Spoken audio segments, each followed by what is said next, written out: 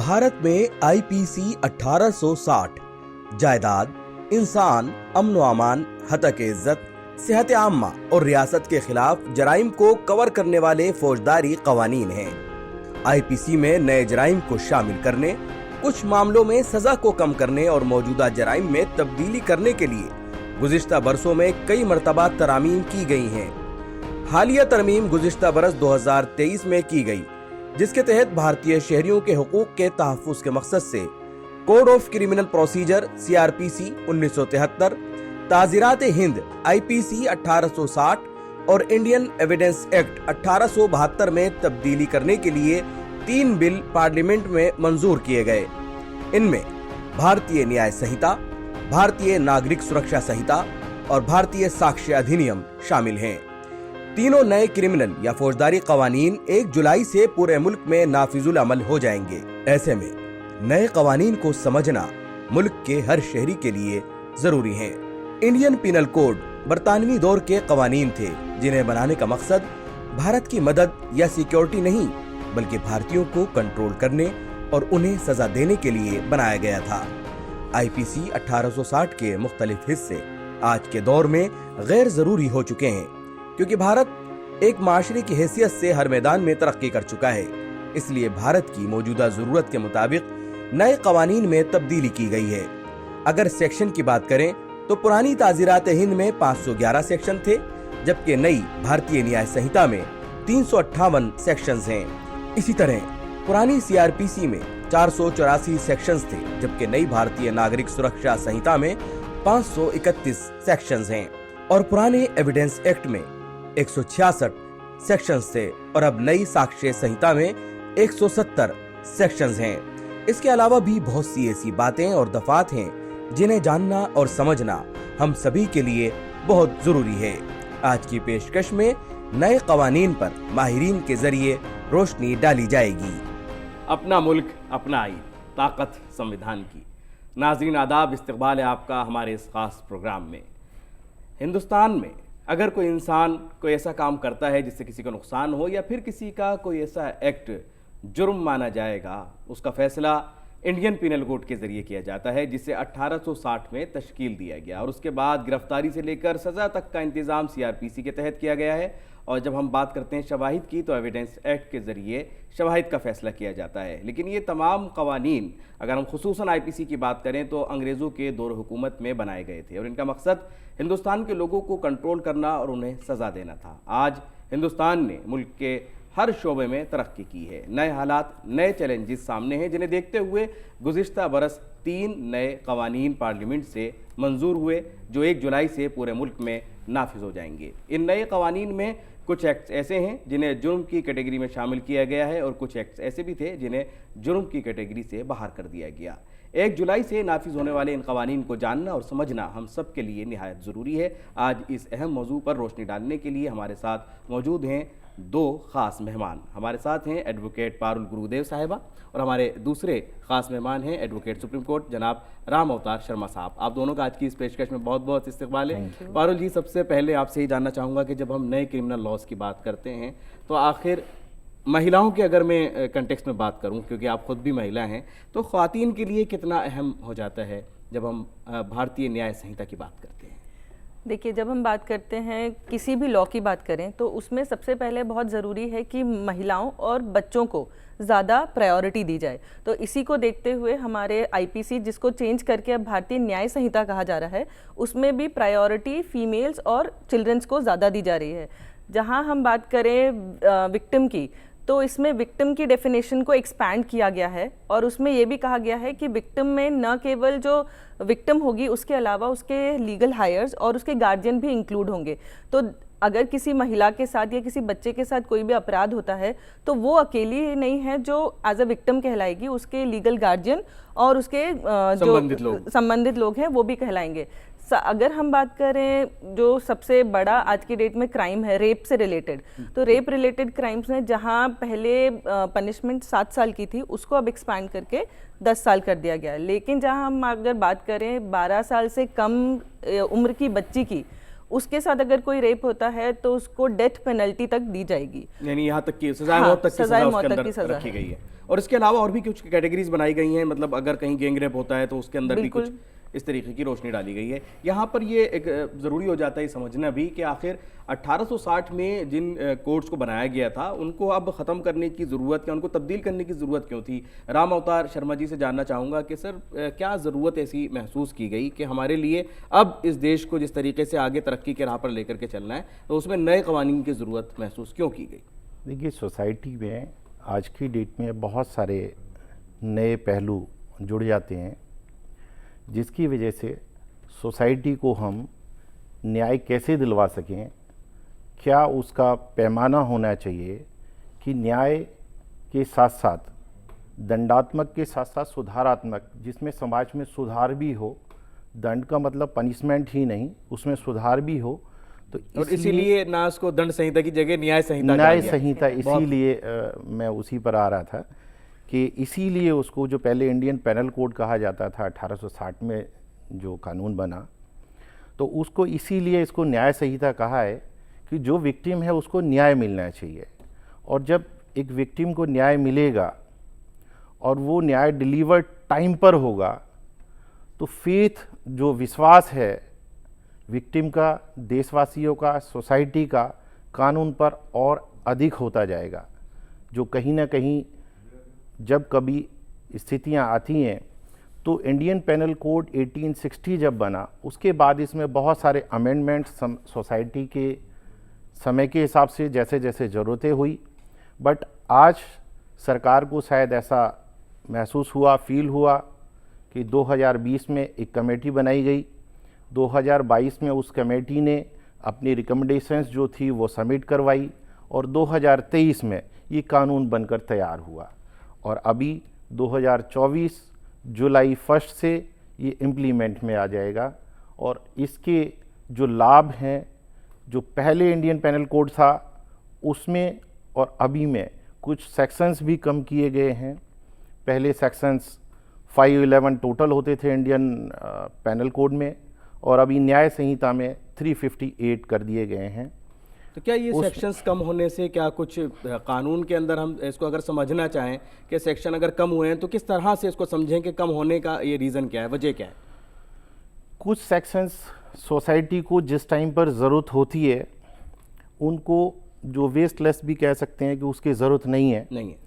और अभी नया जो कानून बना है उस नए कानून में आज के समय के हिसाब से, जैसे इंटरनेट का ज़माना है, इंटरनेट के ज़माने में अब आपको चाहिए साइबर सिक्योरिटी, साइबर लॉ से रिलेट कानून, तो वो इंडियन पेनल कोड के माध्यम से भी उसको पेनलाइज किया जा सकता है कि अगर कोई व्यक्ति किसी भी व्यक्ति का कोई मोबाइल फ़ोन हैक करता है, कोई कंप्यूटर हैक करता है, उसके सॉफ्टवेयर को, उसके डेटा को चुराता है, तो उस पर भी इस न्याय संहिता के माध्यम से उसको कानून के माध्यम से पेनलाइज किया जा सकता है। यानी साइबर क्राइम को भी इसमें पूरी तरह शामिल कर लिया गया है।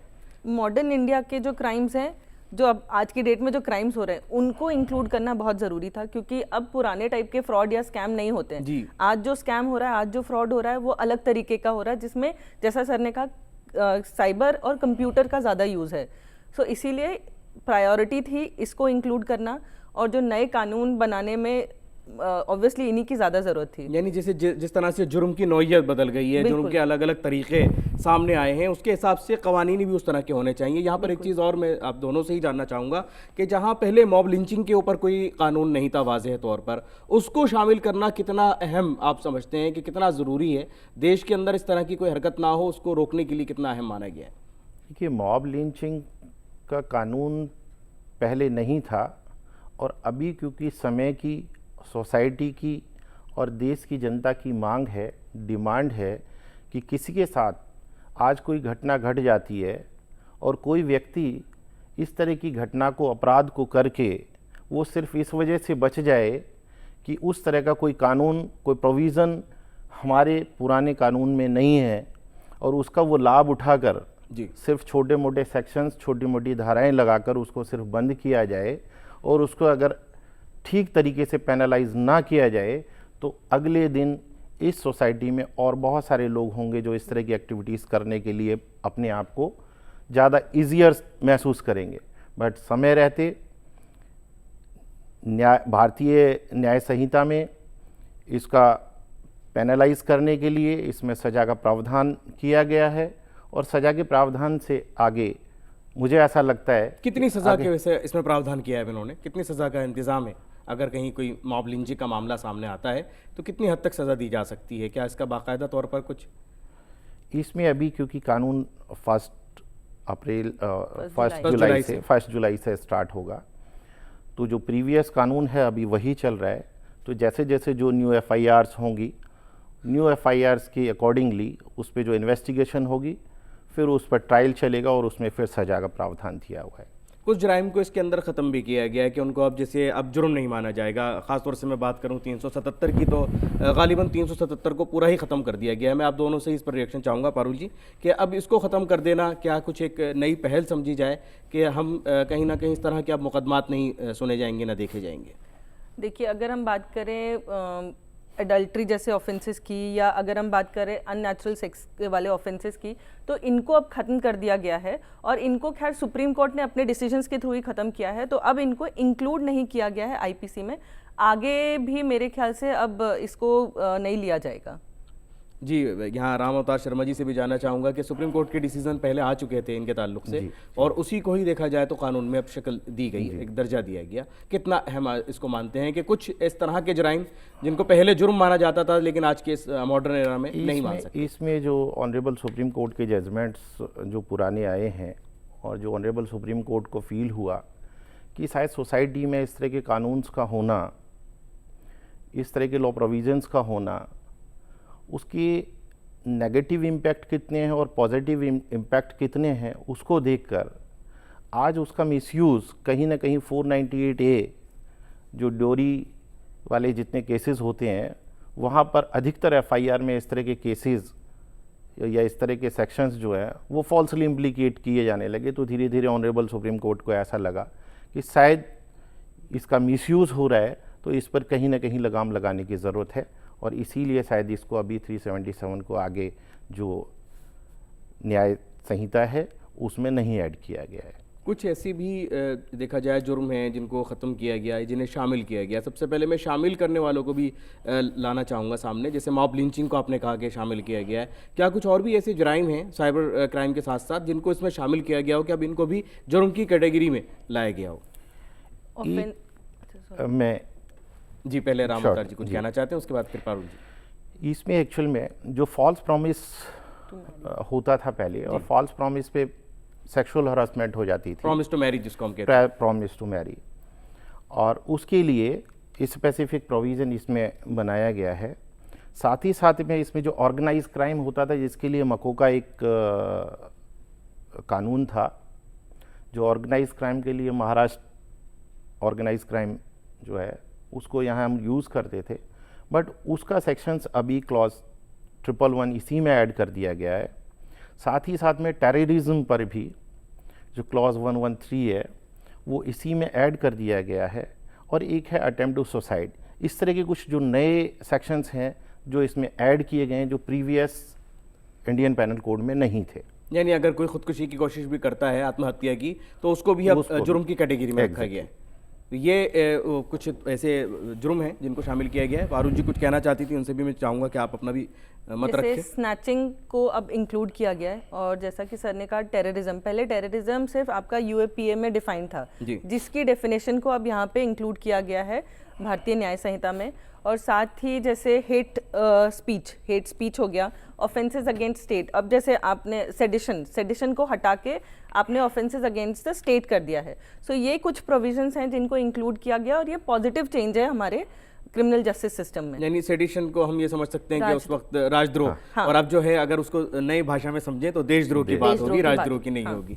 तो बहुत तमाम देखा जाए तो लैंग्वेज का भी बहुत ज़्यादा ख्याल रखा गया है कि हम किसी को दंडित करना या किसी को सज़ा देना ही हमारा मकसद नहीं है। हमारा जो मकसद है वो इंसाफ है, न्याय है, इसलिए ये भारतीय न्याय संहिता के नाम से इसे जाना जाता है। स्पीडी ट्रायल की अगर हम बात करते हैं, क्योंकि आप दोनों पेशे से वकील हैं, एक लंबा आपने देखा है कि एक वक्त झेलना पड़ता है, जो भी आदमी मुकदमा लेकर अदालतों का रुख करता है उसको काफ़ी लंबा समय लगता है। क्या इसमें कोई ऐसा प्रावधान, कोई ऐसा प्रोविज़न किया गया है कि जहाँ स्पीडी ट्रायल की हम बात करते हैं या टाइम बाउंड की बात करते हैं? देखिए, पहले भी जो फ्रेमिंग ऑफ चार्जशीट, जितने ट्रायल केसेस होते थे उसके लिए 60 डेज था, और जो सेशन ट्रायल केसेस थे जो चार्जशीट फाइल करने के लिए 90 डेज था। अभी सेम इसमें भी चार्जशीट फाइल करने का टाइम बाउंड कर दिया है। साथ ही साथ इसमें जो टाइम बाउंड किया है कि जो ट्रायल है वो total process with in 3 year, 3 साल में कंप्लीट करना है। अभी ऑनरेबल हाई कोर्ट के, ऑनरेबल सुप्रीम कोर्ट के बहुत सारे जजमेंट्स ऐसे आए हैं जिसमें डायरेक्शंस लोअर कोर्ट को दी गई थी कि जो 10-10 साल पुराने केस हैं पहले उसको आप सुने और उसको जल्दी से सुन को ख़त्म किया जाए।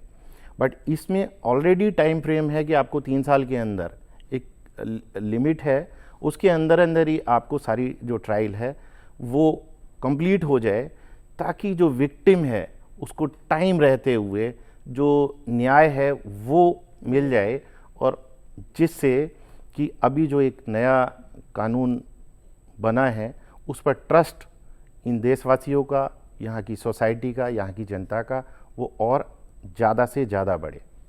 जी पारुल जी, कैसे मुमकिन होगा कि अब नई संहिता के तहत 3 साल के अंदर, यानी जो भी टाइम उसके अंदर दिया गया है उस टाइम के अंदर अंदर मुकदमे को कवर करना है, और पीछे हमारे पास पेंडेंसी बहुत है मुकदमात की। एक्चुअली यही प्रॉब्लम है, जो पेंडेंसी थी उसको देखते हुए ये देखा गया कि पेंडेंसी के कारण जो विक्टिम है वो बहुत ज़्यादा परेशान हो जाते हैं। इनफैक्ट उसके फैमिली मेंबर्स भी परेशान हो जाते हैं कि टाइमली उनको जस्टिस नहीं मिल पाता। तो इसी को ध्यान में रखते हुए ये नया प्रोविजंस जो बनाए गए हैं, टाइमली आपको जस्टिस प्रोवाइड करना है, दैट इज़ 3 इयर्स के अंदर आपको जस्टिस डिलीवर करना है, आपको न्याय देना है उनको। तो ये नो डाउट थोड़ा डिफिकल्ट होगा, और इसके लिए ऑब्वियसली पुलिस वालों को भी ट्रेनिंग दी जा रही है। अभी जजेस जो नए अपॉइंट हो रहे हैं उनको भी ट्रेनिंग दी जा रही है कि आप कैसे स्पीडी ट्रायल करो, और कैसे जो पुलिस ऑफिसर्स हैं उनको कैसे एविडेंसेस कितनी जल्दी कलेक्ट करने हैं, ये सारी चीज़ें भी उनको जो उनके नए ट्रेनिंग हो रहे हैं उनको ये ट्रेनिंग दी जा रही है। बिल्कुल। इस ताल्लुक से मैं एक चीज़ और जानना चाहूँगा कि जब हम भारतीय न्याय संहिता की बात करते हैं तो सरकार की भी ये कोशिश है, और देखा जाए तो कानून के बाद में ये सबसे अहम हो जाता है कि लोग उसके बारे में ज़्यादा से ज़्यादा जागरूक हों। उसके लिए ट्रेनिंग सेशन भी चल रहे हैं, जागरूकता के तहत ये कार्यक्रम भी हो रहा है ताकि लोग, हमारे जो व्यूवर्स हैं वो जागरूक हो सकें। और इसी मामले में एक अहम पड़ाव आता है कि जब हम देखते हैं रोड पर चलते हुए हिट एंड रन के मामला बहुत तेज़ी से हमारे यहाँ, अगर हम आंकड़े उठा करके देखें तो बहुत तेज़ी से ये मामले बढ़ रहे हैं, जिसके अंदर लोगों की जान भी चली जाती है, लोग अपाहिज हो जाते हैं। इसको देखते हुए इस कानून के अंदर किस तरह से, मैं चाहूँगा पारुल जी मुस्कुरा रही हैं, इस पर ज़रूर रोशनी डालें कि आज जब हम हिट एंड रन की बात करते हैं तो भारतीय न्याय संहिता में हिट एंड रन को किस तरह से देखा गया है और इसके ऊपर कितनी सज़ा का इंतजाम किया गया है। देखिए, हिट एंड रन जो अब नया प्रोविज़न है उसके हिसाब से अगर आप हिट करते हो लेकिन आप विक्टिम को हॉस्पिटल तक लेके जाते हो तो उसके लिए थोड़ा कम पनिशमेंट है। वही अगर आप हिट करके रन कर देते हो, आप भाग जाते हो, आप आते नहीं हो सामने, तो उसके लिए ज़्यादा पनिशमेंट है। और आज की डेट में तो अभी नए इतने सारे मुकदमे आ चुके हैं, इस मामले आ गए हैं कि इसको लेना बहुत ज़रूरी था। और स्पेशली ड्रिंक एंड ड्राइविंग के केस में ये ज़्यादा मामले बढ़ रहे हैं, बहुत तेज़ी से मामले बढ़ रहे हैं। इसी के ऊपर एक रिएक्शन चाहूँगा राम अवतार शर्मा जी से कि सर, जब इस तरह के मामला सामने आते हैं, आपने देखा है कि बहुत सारी मामलात में ऐसा होता है कि इंसाफ नहीं मिल पाता, या कुछ ज़्यादातर में ऐसा भी देखा गया कि जहाँ भाग जाते हैं लोग। कितना अहम है ये कानून? देखिए, जहाँ तक सवाल है, जो प्रीवियस मोटर व्हीकल एक्ट बना था और इंडियन पैनल कोड में भी इसका जो प्रोविज़न्स हैं वो पहले भी ठीक थे, बट कुछ चांसेस ऐसे थे जहाँ पे एक लंबा जब ट्रायल चलता है तो बीच में क्या होता है, एक तो पकड़ना बड़ा मुश्किल, क्योंकि हिट एंड रन में क्या होता है, पकड़ना बड़ा मुश्किल, और एक लंबा टाइम जो मिल जाता था, जिसकी वजह से कहीं ना कहीं जो अपराधी होता था उसको उसका बेनिफिट मिलता था, और एंड ऑफ द डे उसको उस बेनिफिट में वो एक्यूटल हो जाता था, बाइज्जत बरी हो जाता था, जिसकी वजह से सोसाइटी में कहीं ना कहीं एक तरह से एक निराशा थी। बट अब जो पैनल प्रोविज़न्स हैं, इसमें जब फास्ट ट्रैक कोर्ट में यानी फास्ट ट्रायल होगा और वो trial with in limitation period 3 साल के अंदर कंप्लीट हो जाएगा, और जब किसी को सज़ा होगी तो एक सोसाइटी में एक नया मैसेज जाएगा कि इस तरह की वारदात करने से, इस तरह की घटना करने से, इस तरह के एक्सीडेंट्स करने से आपको सज़ा हो सकती है, आप एक लंबे समय के लिए जेल जा सकते हैं, आपका परिवार सफ़र कर सकता है। तो जो लोग लापरवाही करते थे, अपने बच्चों को कार दे देते थे, जैसे अभी एक न्यूज में बना हुआ है पोस्ट, जी, कई सारे मामले इस तरह के सामने आए हैं और लोगों को लगता था शायद इसके अंदर कोई ज़्यादा नहीं हो पाएगी और बचना आसान है। लेकिन अब भारतीय न्याय संहिता के तहत बचना आसान नहीं होगा। 1 जुलाई से पूरे मुल्क में भारतीय न्याय संहिता नाफिज हो जाएगी और जहां भी अगर ऐसा कोई हिट एंड रन का मामला सामने आता है तो आप सख्त सज़ा के लिए अगर कोई ऐसा करता है तो उसे तैयार पाएंगे। यहाँ पर वक्त एक छोटे से ब्रेक का, इसी मौजू के ऊपर ये गुफ्तगू जारी रहेगी। एक छोटे से वक्फे के बाद हम फिर हाजिर होते हैं और उसके बाद हमारे स्टूडेंट्स के सवाल होंगे और हमारे एक्सपर्ट्स के जवाब।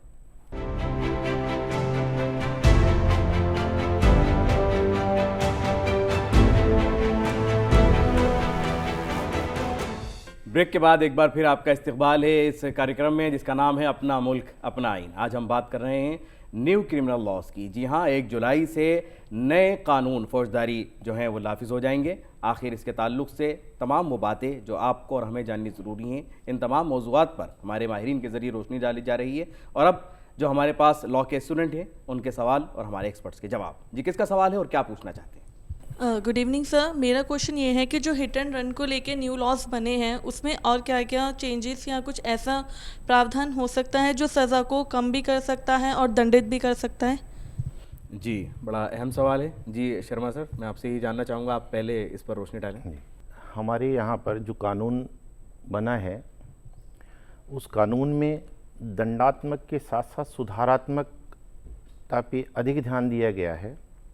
इसीलिए जो प्रीवियस कानून था इंडियन पैनल कोड, उस इंडियन पैनल कोड को अभी न्याय संहिता, भारतीय न्याय संहिता के नाम से न्यू इंट्रोड्यूस किया है।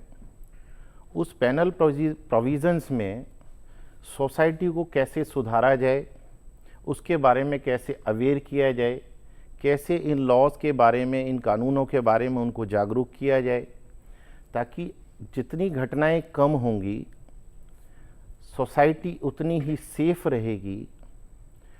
और हमेशा से इम्प्रिजनमेंट के साथ में फ़ाइन का प्रोविज़न जो होता है, तो कहीं पर भी जब हमें लगता है कि फॉर्चुनेट या अनफॉर्चुनेट कोई गलती से हुआ है तो वहाँ पे जो जजेस होते हैं वो अपने माइंड को अप्लाई करते हैं और माइंड को अप्लाई करते समय अगर लगता है कि उसमें उसकी कोई गलती नहीं थी और गलती से ऐसा हुआ है तो वो बाइज्जत बरी भी हो जाते हैं और लगता है कि कहीं थोड़ा बहुत गलती थी जिसको वो सुधार सकता था तो उस पर सिर्फ फाइन करके छोड़ा जा सकता है। जी, तो इस तरह के पैनल प्रोविज़न्स जो कानून में हैं वो सुधारात्मकता की ओर ध्यान देते हैं। जी, अगले सवाल की तरफ बढ़ते हैं। Good evening sir and ma'am, मेरा सवाल ये है कि जो नया कानून आया है इससे एडवोकेट्स एंड जजेस को कितनी डिफ़िकल्टीज़ हो रही है? जी, आप दोनों के मतलब कई सवाल है, क्योंकि जब उन्होंने पूछा है कि एडवोकेट्स और जजेस को कितनी दिक्कत हो रही है तो मुझे लगता है कि वकील जो हैं वो ज़्यादा जिम्मेदारी के साथ इस सवाल का आंसर देंगे। जी, दोनों के लिए मैं दोनों से रिमार्क चाहूँगा। पहले पारुल जी। अगर हम जजेस की बात करें तो ऑब्वियसली जो पहले जो अभी मैटर चल रहे हैं, जो अभी भी पेंडिंग मैटर्स हैं, उनको पुराने लॉज के हिसाब से डील किया जाएगा ऑब्वियसली, क्योंकि वो पुराने मैटर्स हैं। और जो नए मैटर्स आएंगे उनको नए क्रिमिनल लॉ की तरह डील किया जाएगा। तो ये जजेस के लिए बहुत डिफ़िकल्ट होगा कि एक ही टाइम पे अगर एक क्रिमिनल है जो हैबिचुअल ऑफेंडर जिसको हम बोलते हैं, वो पुराने मैटर्स में भी इन्वॉल्व है और वो नए मैटर्स में भी इन्वॉल्व है, तो उसको कैसे डील करना है ये जजेस के लिए थोड़ा डिफिकल्ट हो जाएगा। ये कहीं ऐसा तो नहीं, कुछ अनफेयर तो नहीं लगेगा किसी विक्टिम को या जो भी वहाँ पर लोग खड़े हैं कि किसी मामले के अंदर सज़ा दी जा रही है अगर उसने 1 जुलाई से पहले क्राइम किया है। किसी शख्स के ऊपर कई FIR होती हैं, तो 1 जुलाई से पहले की FIR जो है उसके लिए वो क्राइम अलग कैटेगरी में आ रहा है, उसकी सज़ा अलग है। और 1 जुलाई के बाद अगर कोई क्राइम कर रहा है तो उसके लिए वो सज़ा अलग हो जाती है। तो कहीं कुछ किस तरह की डिफ़िकल्टीज़ होंगी, शर्मा जी से भी जानना चाहूँगा कि कितना देखा जाए तो लोगों के लिए परेशान हो सकते हैं लोग इसमें। देखिए, 1 जुलाई से पहले जितनी FIRs हैं उसमें जो इंडियन पैनल कोड के अकॉर्डिंगली उनको पनिशमेंट उसी हिसाब से होगी। ट्रायल प्रोसेस ऑनरेबल कोर्ट समय समय पे डायरेक्शन दे रहे हैं कि उसको जल्दी से कंप्लीट कर लिया जाए। और 1 जुलाई से जितनी भी FIRs होंगी उन सभी FIRs में आज के नए कानून के हिसाब से टाइम बाउंड सिस्टम के अकॉर्डिंगली वो होगा। बट जो डिफ़िकल्टी एडवोकेट्स को और जजिस को आने वाली है, दैट इज़ वेरी इंपॉर्टेंट, बहुत अच्छा क्वेश्चन है। डिफ़िकल्टी ये होगी कि सेम टाइम अभी आप एंटायर डे में अगर 100 केसेस देख रहे हैं, क्योंकि बर्डन बहुत है, उन 100 केसेस में 80 केसेस आपके पास हैं जो इंडियन पेनल कोड के थ्रू आपको सुनने हैं, और सेम आर्ग्यूमेंट्स जो होने हैं, जो प्रोसीजर चलना है, वो प्रोसीजर सारा चलेगा इंडियन पेनल कोड के हिसाब से। और जो नए FIRs आएंगे तो सेम टाइम पर ही जब आप आर्ग्यूमेंट सुन रहे हैं और आप एक प्रोसीजर को फॉलो कर रहे हैं, उसमें बहुत सारी डिफ़िकल्टीज़ इसलिए भी आएगी कि सपोज़ कि किसी क्रिमिनल ने प्रीवियस कोई 5-7 FIR प्रीवियस उसकी इन्वॉल्वमेंट रही है, और नए केस में वो जब पकड़ा जाता है, और जब नए केस में पकड़ा गया और पहले 3-4 केसेस में वो नहीं पकड़ा गया था, उन केसेस के ट्रायल उस FIR के अकॉर्डिंग होगा, और जो नया होगा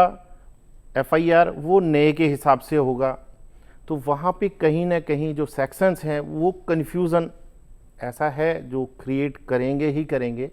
बट उसके लिए सोसाइटी को और साथ ही साथ हमारे एडवोकेट फ्रेंड्स को, हमारे लीगल फ्रेटर्निटी को और जजिस को, सभी को एक ट्रेनिंग प्रोसेस से वो गुजरने की ज़रूरत है, उसमें समय देने की ज़रूरत है। तभी हम समय पर, जो एक टाइम बाउंड है, समय पर न्याय डिलीवर कर पाएंगे। और हम लोग भी एज एन कोर्ट ऑफिसर उस न्याय को तभी डिलीवर सही टाइम पे करवा पाएंगे जब हमें दोनों की अच्छी नॉलेज होगी और हम अच्छे से अपने जो व्यूज़ हैं उनको ऑनरेबल कोर्ट के सामने रख सकें और ऑनरेबल कोर्ट उसको समझ के सही टाइम पे अपना न्याय डिलीवर कर सके। लेकिन ये तो मान करके चलते हैं कि अब जितने भी वकील हैं उनको दोनों तरीके से दोधारी तलवार उनको बनना पड़ेगा, चाहे वो इंडियन पिनल कोड की बात हो या फिर भारतीय न्याय संहिता की बात हो, दोनों तरफ से अपनी अगर तैयारी। हम बात करें हाई कोर्ट की, हाई कोर्ट डिफरेंट वेबिनार्स और सेमिनार्स ऑर्गेनाइज कर रहा है इस के लिए। अभी परसों ही 30 तारीख को एक सेमिनार है related to these new criminal laws. तो ऑब्वियसली कोर्ट भी अपनी तरफ से कोशिश कर रहा है कि एडवोकेट्स को कहीं ना कहीं ट्रेनिंग दी जाए, एंड जजेस को भी ट्रेनिंग दी जाए। और दूसरी ओर जो हमारे पुलिस ऑफिसर्स हैं उनको भी ट्रेन किया जा रहा है ताकि उनके लिए भी आसान रहे इन तमाम चीज़ों को समझना, क्योंकि FIR तो वहीं दर्ज होनी है सबसे पहले, तो इसलिए उनको भी आसान बनाने की कोशिश की जा रही है। और उससे आगे बढ़ें तो फिर हो जाते हैं हम सब लोग, जिनके लिए जानना ज़रूरी है कि आखिर 1 जुलाई से इस देश के अंदर क्या कुछ तब्दीली आएगी न्यू क्रिमिनल लॉज में। अगले सवाल की तरफ बढ़ते हैं। किसका सवाल है और क्या पूछना चाहते हैं? गुड इवनिंग सर, मेरा ये क्वेश्चन है कि जो न्यू लॉज है उसमें सर जो चेंजेस हुए हैं, इंडिया के जो क्राइम रेट है क्या उससे कम होगा या नहीं होगा? बड़ा अहम सवाल है कि दोनों आप लोग तजुर्बा रखते हैं, एक वकील के तौर पर आपने बहुत बारीकी से देखा है तमाम मामलात को, और एक बड़ा अहम सवाल होता है, हर देश का नागरिक ये जानना चाहता है कि क्या वाकई क्राइम रेट को हम कंट्रोल कर पाएंगे, क्राइम के ऊपर किसी न किसी तरीके से कंट्रोल कर पाएंगे। ये तमाम बातें जो हैं एक सवाल आप सब लोगों के लिए। जो न्यू लॉ आया है वहाँ पे जैसा कि पारुल जी ने भी कहा कि एक टाइम बाउंड होने से कहीं ना कहीं जो क्रिमिनल्स हैं उनमें एक डर वो ज़रूर बैठेगा, क्योंकि पहले ऐसा सोचते थे कि डेटों पे डेटे चलती रहेंगी, तारीख पर तारीख मिलती रहेगी और ये सिलसिला शायद यूं ही चलता रहेगा, लेकिन उसको अब ड्यूटी देखा टाइम बाउंड कर दिया है। तो वहाँ सोसाइटी में कहीं ना कहीं एक मैसेज ऐसा दिया है इस न्यू कानून के हिसाब से कि एक टाइम फ्रेम कर दिया है, तो उस टाइम तक अगर विक्टिम को उसका जो प्रॉपर, ऐसा नहीं कि एक लंबे टाइम में जाके अगर 10 साल 20 साल बाद उसको न्याय मिले, जो प्रॉपर न्याय अगर उसको विद इन टाइम फ्रेम में मिलता है तो 100% इसका क्राइम रेशियो जो होगा आगे आने वाले समय में, ऐसी मेरी समझ है और शायद सोसाइटी भी यही समझेगी, इसीलिए इस नए कानून को लाया गया है। एक और पॉजिटिव चेंज, क्राइम कम होगा, ये बिल्कुल देखा जाए तो यकीनी तौर पर शर्मा जी का कहना है। पारुल जी से भी जानना चाहता हूँ कि क्या कहती हैं। मैं एक पॉजिटिव चेंज जो अभी नया आया है इसमें कि जो EFIR और 0 FIR का जो प्रोविज़न लाया गया है कि पहले जो विक्टिम्स होते थे वो पहले हिचकिचाते थे पुलिस स्टेशन जाने में कि एफआईआर लॉन्च करे नहीं करे, डर था उनको। तो उसी के लिए ये प्रोविजन बनाया गया कि आप ईएफआईआर भी कर सकते हो, और अगर आपके साथ क्राइम कहीं पे भी हो रहा है तो आप जाके 0 एफआईआर भी दर्ज कर सकते हो। दैट मीन्स आपका ज्यूरिसडिक्शन नहीं है कि आपको जहाँ क्राइम हुआ उसी जगह जाके आपको एफआईआर दर्ज पहले तो ये चीज लाजमी होती थी कि जहां हुआ है वो कहते थे उसी थाने में जाकर करवाइए। अब नए कानून के तहत क्या प्रोसेस है, मैं जानना चाहूंगा, हमारे व्यूअर्स इसको जान सकें। 0 एफआईआर का कॉन्सेप्ट लेके आए हैं नए भारतीय न्याय संहिता में कि अगर आपके साथ कोई क्राइम दिल्ली में हुआ है लेकिन आप उस टाइम पे अगर आगे जाके आप कहीं विशाखापट्टनम या कहीं पे हैं तो आप वहां जाके भी अपनी एफआईआर रजिस्टर कर सकते हैं। That is 0 FIR. पुलिस उसको एफआईआर नहीं बोलेगी, 0 एफआईआर बोलेगी। जी, 0 एफआईआर उसको कहा जाएगा। यानी सबसे पहला जो मरहला होता है कि कोई भी अगर किसी के साथ कोई घटना होती है, कोई जुर्म होता है, तो सबसे पहली चीज़ एफआईआर होती है। यहाँ पर सबसे पहला जो मरहला है उसी को आसान करने की कोशिश की गई है ताकि हम रिकॉर्ड कर सकें और हम उसको इंसाफ के कटघरे में ला सकें अगर किसी के साथ कोई घटना हुई है या कोई खतरनाक मामला हुआ है, कोई जुर्म हुआ है। अगले सवाल की तरफ बढ़ते हैं। किसका सवाल है, क्या पूछना? मैं ये पूछना चाहूँगी कि जो अभी हम जो हमारे पुराने लॉस थे उसमें हमने देखा है जो भी बेनिफिट होता था लगभग सब यही बोलते थे महिलाओं के लिए होता है, ठीक है। तो इसमें न्यू लॉस के चलते कोई ऐसे बेनिफिट्स है जो हमारे मेल उसके लिए भी हो? यानी पुराने कानून के तहत कहना चाहती हैं कि पहले कहा जाता था कि कानून तो जितने भी हैं वो सब महिलाओं के लिए हैं, पुरुषों के लिए नहीं है। आज ये पूछना चाह रही हैं कि ये जो नया कानून है इसके अंदर महिला और पुरुषों को किस तरीके से बैलेंस किया गया है, कितना न्यूट्रल रखा गया है। जी शर्मा जी। जैसे जो प्रीवियस इंडियन पेनल कोड में ऐसा मानना था सोसाइटी के मेंबर्स का कि शायद ये एक जनरल न्यूट्रल नहीं है, इसको ध्यान में रखते हुए जो कमेटी के पास सुझाव आए, कमेटी के सुझावों के हिसाब से ही इसमें जो सेक्शंस ऐड हुए उसमें आज की डेट में हाँ हम कह सकते हैं कि इस नए कानून के आने से कि ऐसा नहीं पहले जो लोग बोल देते थे कि किसी महिला के साथ में कोई गलत व्यवहार हुआ और वो एफआईआर कर दे, आज अगर किसी गलत व्यवहार की कंप्लेंट कोई मेल भी करना चाहे तो वो भी कर सकता है। इस नए कानून में ये प्रोविज़न, ये प्रावधान है। तो इससे हम कह सकते हैं कि हाँ ये नया कानून जनरल न्यूट्रल है और हम इस पर ट्रस्ट कर सकते हैं। जी पारुल जी, आपका क्या कहना है? बिल्कुल, ये जेंडर न्यूट्रल बनाने का रीज़न ही ये था कि जब हम हर जगह बात करते हैं जेंडर न्यूट्रल की, तो हमारे कानून को भी जेंडर न्यूट्रल बनाना ज़रूरी है कि जब पुरुषों के साथ भी आज की डेट में बहुत सारे ऑफेंसेस हो रहे हैं, फेक उनके ऊपर चार्जेस लगाए जा रहे हैं, फेक रेप चार्जेस लगा रहे हैं, फेक डाउरी चार्जेस भी लग रहे हैं। तो अकेले सिर्फ महिलाएं विक्टिम नहीं हैं, पुरुष भी विक्टिम हैं। तो इस चीज़ को डील करने के लिए हमारे जो भारतीय न्याय संहिता है इसको जेंडर न्यूट्रल बनाया गया है। अगले सवाल की तरफ बढ़ते हैं और जानते हैं कि हमारे स्टूडेंट्स जो हैं उनके क्या कुछ सवाल हैं। जी, मेरा सवाल ये है कि एज ए लॉ स्टूडेंट क्या हमें पुराने और नए दोनों कानून को पढ़ने होंगे या सिर्फ नए? जी, बड़ा अहम सवाल है और देखा जाए तो ये सिर्फ सवाल ही नहीं है, चिंता भी है कि हमें कौन सा कानून पढ़ना होगा और क्या क्या पढ़ना होगा। जी बिल्कुल, दोनों ही हमारे एक्सपर्ट इस पर रोशनी डालें। ये सिर्फ आपके लिए नहीं है, ये हमारे लिए भी है, क्योंकि आप अकेले स्टूडेंट नहीं हैं, हमारे लिए भी चेंजेस हुए हैं, तो हमें भी इसे पढ़ना पड़ेगा। इवन जजेस को भी इसे पढ़ना पड़ेगा कि क्या नए चेंजेस हुए। ठीक है, लैंग्वेज भी चेंज हुई है, सेक्शन नंबर भी चेंज हुए हैं, तो सिर्फ आपके लिए डिफ़िकल्टी नहीं है, हमारे लिए भी है। बट हाँ, अगर आप बात करोगे पुराने जो अभी केसेस जिनके जो चल रहे हैं, तो वो ऑब्वियसली पुराने लॉस के हिसाब से चलेंगे, और जो नए केसेस आएंगे वो नए लॉस 1 जुलाई से जो नए कानून आएंगे उसके हिसाब से चलेंगे। तो पढ़ना आपको भी पड़ेगा, पढ़ना हमें भी पड़ेगा, सबको पढ़ना पड़ेगा। जी, मतलब आपने जो सेक्शन की बात कही, पहले कहा जाता था कि अगर कोई कत्ल का मामला है कि सजाए मौत देनी होती है तो 302 के तहत हम समझते थे और 420 ही धोखाधड़ी के तहत समझी जाती थी। क्या इनके अंदर क्या कुछ जो चेंजेस हुए हैं? मैं चाहूँगा हमारे दोनों एक्सपर्ट इस पर भी रोशनी डालें कि अब अगर इन दफात को भी अगर आप समझना चाहते हैं तो 420 नहीं रही, 302 नहीं रही, तो ज़रूर इस पर भी रोशनी डालें।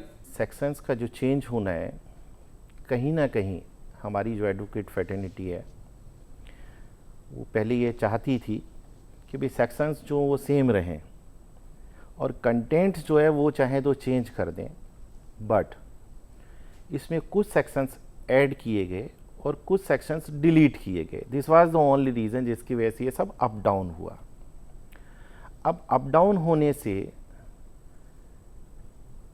क्या बेनिफिट है और क्या उसके नेगेटिव इम्पैक्ट होंगे। बेनिफिट, पॉजिटिव थिंकर्स हमेशा बेनिफिट्स ही सोचता है, क्योंकि एक टाइम के बाद जो पुराना लॉ है वो धीरे धीरे ख़त्म हो जाएगा और जो नया लॉ है, जो सोसाइटी की आज की नीड है, जी, ज़रूरत है, वो सेक्शंस जहां हम पहले 302 पढ़ते थे कि ये मर्डर की डेफिनेशन है, 420 की चीटिंग की पढ़ते थे कि ये चीटिंग की डेफिनेशन है, सेक्शन चेंज होने से कंटेंट्स वही हैं। अब कंटेंट्स में उसकी पनिशमेंट कितनी है और उस पनिशमेंट की टोटल जो आपका फाइल चार्ज कितने दिन में हो, इन्वेस्टिगेशन कितने दिन में हो, फेयर ट्रायल कितने दिन में हो और एंड ऑफ द डे जो विक्टिम है उसको न्याय कितने दिन में मिले, इस पर बहुत महत्वपूर्ण और इम्पोर्टेंट जितने भी लोगों ने, जो इस टीम के मेंबर्स रहे हैं, उनने बहुत ही एक्सपर्टीज से ये कानून बनाया है और आज के समय की जो मांग है उसको पूरा किया है। जी पारुल जी, अगर खुसूसी तौर पर मैं महिलाओं के ताल्लुक़ से एक बार फिर आपसे ख़वातीन के ताल्लुक़ से इस कानून को समझना चाहूँ, तो कितना महिलाओं के सिक्योरिटी के लिए, महिलाओं को इंसाफ दिलाने के लिए कितना अहम कानून मानती हैं इसको? आगे अगर हम महिलाओं के सशक्तिकरण की बात करते हैं तो कितना है? देखिए, जहाँ हम बात करते हैं महिलाओं की, तो जो ये प्रोविजंस हैं आईपीसी में, उसमें एक और प्रोविज़न है ट्रांसपेरेंसी का। दैट मीन्स अगर एक कोई भी कंप्लेन करती है विक्टिम, तो पुलिस ऑफिसर की एक ड्यूटी होगी कि वो उसको टाइम टू टाइम इन्फॉर्म करे कि अभी मैटर में क्या चल रहा है। दैट मीन्स अगर वो इन्वेस्टिगेशन भी कर रहा है तो इन्वेस्टिगेशन कब कंप्लीट होगी, कितने टाइम में चार्जशीट फाइल होगी, ये सारी चीज़ें उसको बतानी होगी। पुलिस ऑफिसर की ड्यूटी होगी कि टाइमली इन्फॉर्म करे विक्टिम को। तो ऑब्वियसली ये कहीं ना कहीं विक्टिम के लिए एक बहुत अच्छी बात है कि उसको ये पता रहेगा कि उसके मैटर में आगे चल क्या रहा है। साथ ही साथ अगर हम बात करें जैसे कि रेप चार्जेस और ये सब है, तो ये कहीं ना कहीं डर बनाता है सामने ऑफेंडर के मन में कि हाँ, अब इतना रेप का पनिशमेंट हो गया है, या अगर हम किसी के साथ अब्यूज़ करते हैं या किसी को कुछ गलत भी बोलते हैं तो उसके लिए ये पनिशमेंट है। ये जो पनिशमेंट का जो एग्रीवेशन है वो बढ़ा दिया गया है। तो इससे कहीं ना कहीं ऑफेंडर्स के मन में डर बैठा हुआ है। लेकिन डर के साथ साथ जहाँ आपने पनिशमेंट की बात की, वहाँ पर एक कम्युनिटी सर्विस को भी इसमें शामिल किया गया है। मैं जानना चाहूँगा आप दोनों से ही, ये कम्युनिटी सर्विस वाली जो सज़ा है ये कितनी अहम है किसी भी मुजरिम के लिए और सोसाइटी के अंदर सुधार के लिए अगर देखा जाए तो इसको कितना अहम मानते हैं? जी शर्मा जी। अभी बहुत सारे केसेस में कोर्ट जब एक फाइन करने के बाद भी जब किसी एफआईआर की क्वेसिंग के लिए जाते हैं तो चैरिटी के लिए या हमारा जो डीएलएसए है उसमें जमा करवाने के लिए फ़ाइन किया जाता है 5,000, 10,000। अभी कम्युनिटी सर्विस के लिए अगर किसी को बोला जाए कि आपको एक वेलफेयर के लिए सपोज़ कि आपको ये जॉब करनी है या ये वर्क करना है, उसका जो पॉजिटिव इम्पैक्ट हम ये लेके चलते हैं कि आपको दंड नहीं दिया जा रहा है, आपको सुधारा जा रहा है। ये एक मैसेज दिया जा रहा है कानून के माध्यम से कि आप सोसाइटी में रहकर जो आपकी नेगेटिविटीज़ आपके माइंड में है, आपके बॉडी में है, जहन में है कि आप कानून को कानून नहीं समझ रहे, एक सॉफ्ट कॉर्नर रखिए कि आप सोसाइटी में रह सकते हैं, वापसी सोसाइटी में कर सकते हैं। आप किसी क्रिमिनल एक्टिविटीज़ में अगर इन्वॉल्व हैं तो वहाँ एक स्टार्टिंग कह सकते हैं कि एक चांस दिया जाता है अपराधी को कि वो सोसाइटी में रहने लायक बन जाए। ये एक है कि उसको न्याय के साथ साथ जो इस भी विक्टिम को न्याय मिला है, तो सोसाइटी में अगर उसका कोई सॉफ्ट है कॉर्नर और उसका अपराध छोटा है तो उसको सुधारने का तरीका, अदरवाइज हार्डकोर क्रिमिनल्स के साथ छोटे की बात कही। हाँ। क्या अपराध की कैटेगरी के साथ इसको शामिल किया गया है? क्या हाँ, ये जुर्म इस नौइयत का है तो इसमें ये सज़ा दी जाएगी, या हर जुर्म के अंदर इस चीज़ को शामिल किया गया है कि इंसान कोई भी जुर्म करता है तो उसमें सज़ा के तौर पर उसको कम्युनिटी सर्विस भी मिल सकती है? मैं ये भी जानना चाहूँगा। जो पैटी इश्यूज होते थे, छोटे मोटे क्राइम, उन पर इस तरह का प्रोविज़न लॉ ये है। बट अगर कोई मर्डर करता है, कोई टेररिज्म करता है, कोई रेप करता है, उस तरह के क्रिमिनल्स को यहाँ पर कोई भी बेनिफिट नहीं दिया गया है। उनको हार्डकोर क्रिमिनल ही काउंट किया जाएगा और उसकी सज़ा जो पैनल प्रोविज़न्स हैं उसके अकॉर्डिंग ही रहेगी और हार्ड ही रहेगी, ताकि सोसाइटी में वो दोबारा से इस तरह की एक्टिविटी, दोबारा से इस तरह की घटना ना कर सके। जी हाँ, इस सवाल को पूछने का मकसद यही था कि जो हमारे व्यूवर्स हैं वो ये जान सकें कि हर मामले के अंदर कम्युनिटी सर्विस का जो कॉन्सेप्ट है वो नहीं है। जहाँ जुर्म की बात होती है और बड़े जुर्म की बात होती है, वहाँ पर कोई ऐसी सज़ा नहीं है जिसके तहत किसी को कोई आसान रास्ता मिल सके भागने का वहाँ से। वहाँ पर कड़ी सज़ा का इंतज़ाम किया गया है। तो कोई भी जुर्म अगर होता है तो उसके लिए इंसाफ के रास्तों को और ज़्यादा हमवार किया गया है, रास्ते आसान किए गए हैं और कड़ी सज़ा का भी इंतज़ाम किया गया है। यहाँ मैं एक सवाल और लेना चाहूँगा और उसके बाद अपने प्रोग्राम के हम आखिरी मरहले की तरफ बढ़ेंगे। मेरा सवाल ये है कि जो ऑफेंडर्स हैं उनको कम्युनिटी सर्विस के अलावा और किसी तरीके से हम सुधारने का कोई इसमें है, कोई प्रयास कर प्रावधान की सकते हैं? अच्छी बात कर रहे हैं कि क्या जो कम्युनिटी सर्विस की हम बात करते हैं उसके अलावा भी जो जुर्म कर रहा है, ऑफेंडर है, क्या उसको कोई और तरीका भी सुधारने का इसमें सुझाया गया है, दिया गया है? जी पारू जी।